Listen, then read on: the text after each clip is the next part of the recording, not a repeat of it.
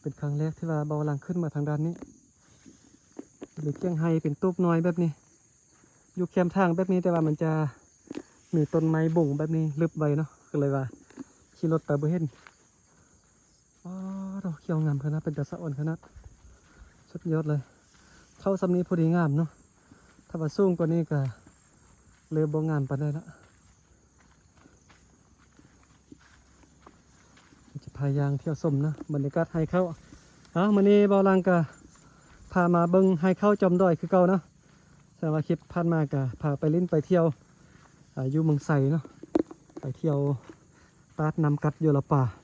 ไปเที่ยวในเมืองเนาะมื้อนี้ก็พาขึ้นดอยมาเบิ่งธรรมชาติจอมดอยอ๋อดูสุดยอดเลย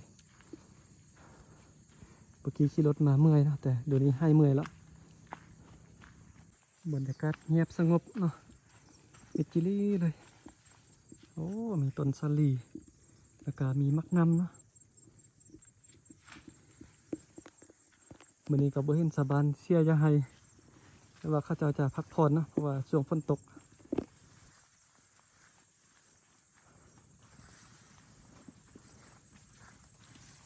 โอ้เทียงไห้อยู่นี่เครื่องฟ้องเขาเจ้าก็จะปะไว้นี่เนาะ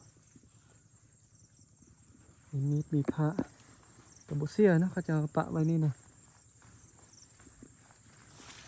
ขึ้นมาเดินด้านถึงนี่ความงามนี่บ่ให้ว่าเลยสุดยอดเนาะคุ้มค่าที่สุดเลยเดินทางขึ้นดอยแต่ละเทือทางภาคเหนือของประเทศลาวนี่ได้เห็นภาพธรรมชาติงามๆแบบนี้ตลอดเนาะอยู่ทางเหนือก็ส่วนใหญ่จะเป็นไฮเข้านะเพราะว่าบ่เป็นทงเพียงไล่เนาะส่วนใหญ่ก็จะเป็นจอมดอยแบบนี้สะบานก็ไฮเข้าต้นเข้าเพียงแอวละ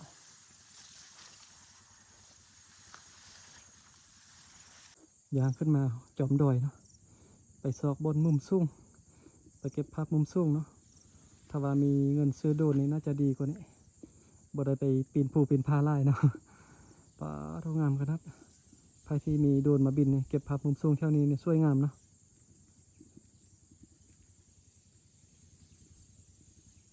เป็นทะเลให้เข้ากับว่าเมียนเพราะว่าสุดลูกหูลูกตานี่เต็มไปด้วยให้เข้าเต็มไปด้วยภูผาป่าดงเนาะเบื้องทางด้านนี้ต้นเข้าจะมาเพียงแอวผมสูงต้นเข้านะ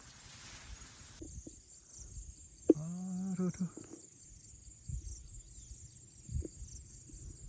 เป็นตาสะอ่อนเนาะธรรมศาสตร์บ้านเมืองเราเฮาให้เข้าเขี้ยวงามเนาะ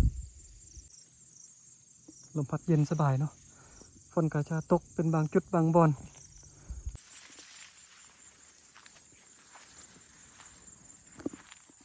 แบบนี้สะบานก็จะตัดเป็นท่อนเป็นท่อนไปเนาะเฮ็ดฝืนเวลาตอนเช้าเพิ่นก็มาทางหญ้าตอนเช้าเนาะมาแต่เช้าหลังจากตอนแรกจะกลับบ้านก็จะแบกฝืนกลับบ้านนะ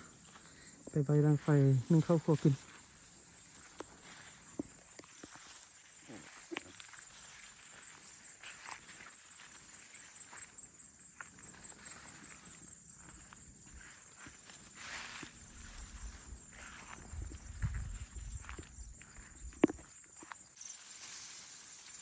ฝนตกใหญ่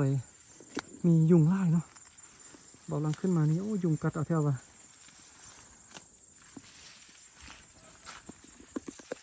มือจนบักขันมันนะยุงกัดนะ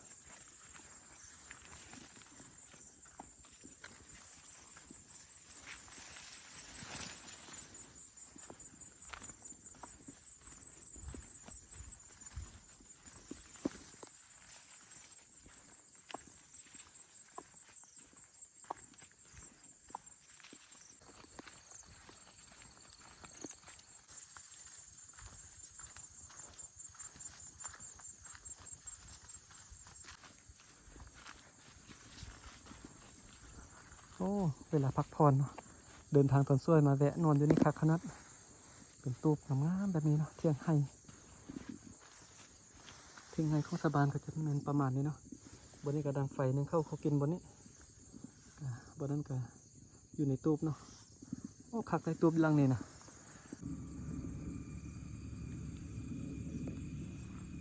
โอ้เคยเห็นสะบานเมื่อกี้บอลังไปยืนอยู่พุ่นนะเบิ่งบ่เห็นสะบานเนาะสะบานอยู่นี่แท้ๆก็ยังว่ายืนเบิ่งบ่เห็นเพราะว่าลึกต้นเข้า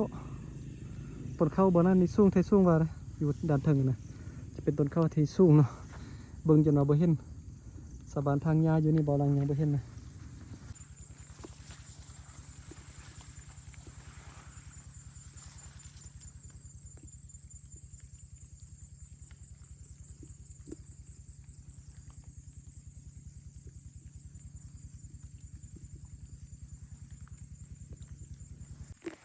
ป่านรีสอร์ทเนาะตูบเทียงไฮแบบนี้นะคือแต่รีสอร์ทบรรยากาศดีเนาะมานั่งพักผ่อนกินข้าวกินน้ำชมวิวใครที่มักกินข้าวปลาบ่หรือว่ามักปิกนิกนะบรรยากาศพอดีแม่นเลยมานั่งกินข้าวอยู่นี่ชมวิวเนาะบรรยากาศร้อนๆเอาเครื่องดื่มเย็นๆมานั่งกินอยู่เทียงไฮนี่โอ้คักขนาด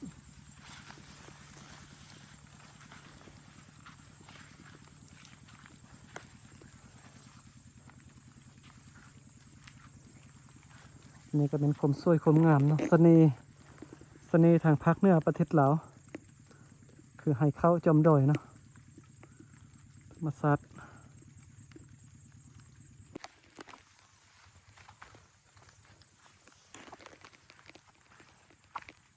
เดี๋ยวจะเข้าไปเบิ่งให้เข้าเบิ่ง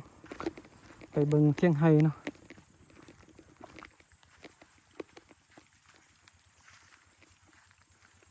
อุ้ยบ่อลางยางมาได้ถึงบ่เนาะคนก็เริ่มตกเริ่มย่อยแล้วรีวิวเที่ยงไฮชาวบ้านจะมีเครื่องครบเครื่องกินเนาะโอ้นางอยู่ในกินข้าวกินน้ำชมวิวเนาะชมบรรยากาศคักขนาดอยู่นี่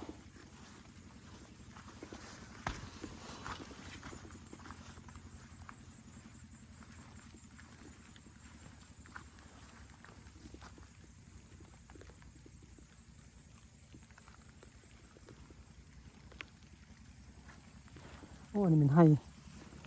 ห้เราเนาะสวรรค์อยู่ด้วยนั่นเฮ็ดเราให้ตลอดนะชนเผ่ากะมุนะเป็นเอกลักษณ์ของชนเผ่ากะมุหน่อยคือการเฮ็ดเราให้โอ้เที่ยงไฮนี่คักขนาดล้อมมาได้เลยก็เฮ็ดประตูอัดเนาะอันนี้ก็เป็นหม้อเป็นถ้วยเป็นบ่วงเป็นกระตุกเนาะตักนำไปใส่ไปกินโอ้บนนี้เป็นทางริมเลยบนนี้นะเพิ่นแปลงเอาพาไม้สร้างมาไว้เป็นทางริมเนาะเวลาฝนตกมันก็จะ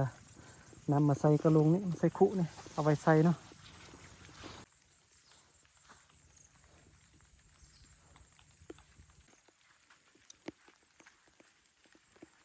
โอ้ฝนเริ่มตกมาแห้งขึ้นละ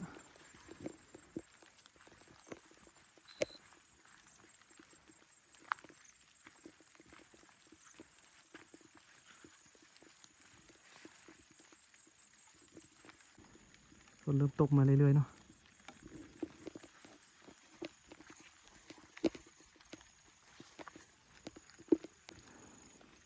มาไล่คนในกานอนอยู่มานอนท่ามกลางธรรมชาติให้เข้านะเปลี่ยนบรรยากาศเนาะโอ้ฝนตกแล้วตัวนี้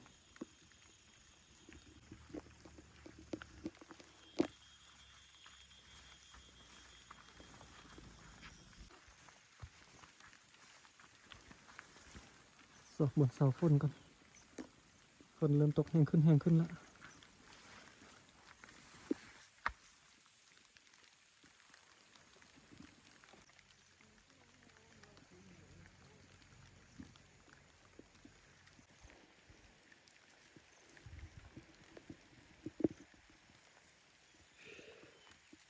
เป็นสาบานต้นหมาทางยาเนาะ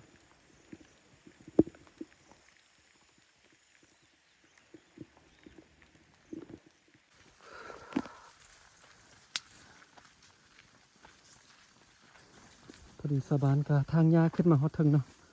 โอ้ไวขนาดสาบานทางยานะแป๊บหนึ่งนี่ขึ้นมาฮอดถึงนี่ละ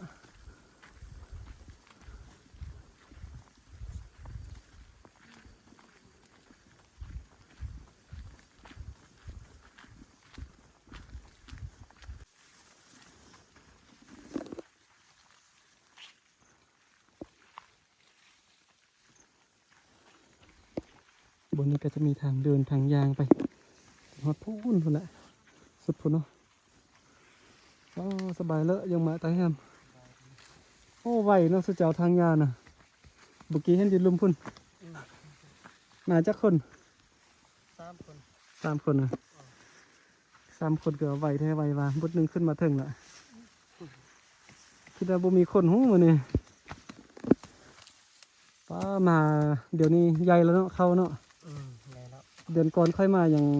เป็นต้นข้าวน้อยๆเลยใหญ่ไวนะต้นข้าวเติมเดือนหน้าน่าจะเป็นเป็นห่วงข้าวแล้วเนาะเดือนได้เกี่ยวข้าวเนี่ย เดือนเก้าวันที่20ปลาย เดือนเก่าวันที่20ปลาย20ปลาย ถ่ายเดือนเก่าบางคนก็เดือน10เนาะ บางคนก็เดือนดีกินบ่ต้นอันนี้นะอันนี้บอนนี่นะดี 10 กินบ่ บอนกินบอนกินเหรอ เออ โอ้เป็ดเอาลามกินเนาะ นั่นแหละ โอ้อยู่ให้ส่วนสบายเนาะมีบอนมีผักของกินบ่ได้ไปซื้ออยู่ตลาดเนาะ ครบสุดเลย ครบพักหยังกับปลูกหมดเลย อันนี้จะเป็นธรรมชาติทั้งบ้านเมืองเราเขา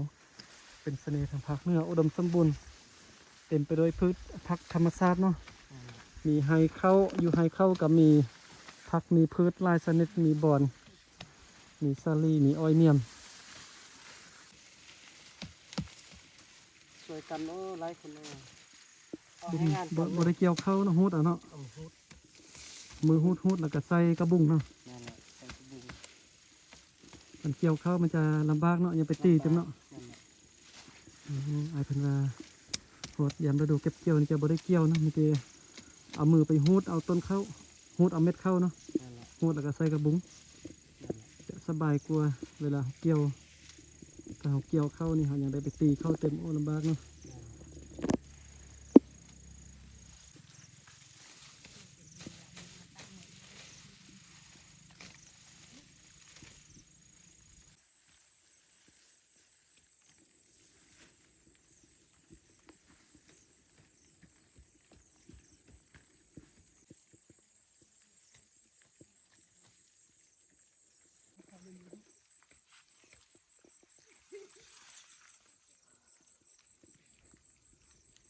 งามเนาะบรรยากาศธรรมศาสตร์บ้านเมืองเราเขานี่ก็เป็นภาพบรรยากาศให้เข้าจอมดอยเหมือนนี้ก็คือเก่าเนาะ